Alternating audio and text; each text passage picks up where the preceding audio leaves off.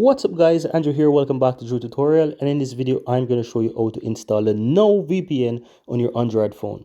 Go ahead and open up the Play Store guys, and you want to go ahead and just swipe across or tap on the section that says Top Chart. I'm sure you will be able to find Now VPN in the list there, and as you can see it's number 1 for me.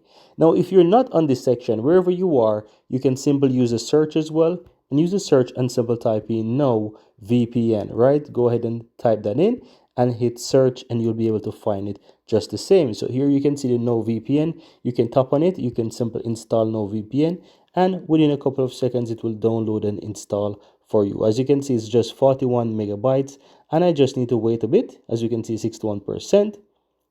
Now it should jump to 100. Now it's installing on my phone. I know you can see that it's installed.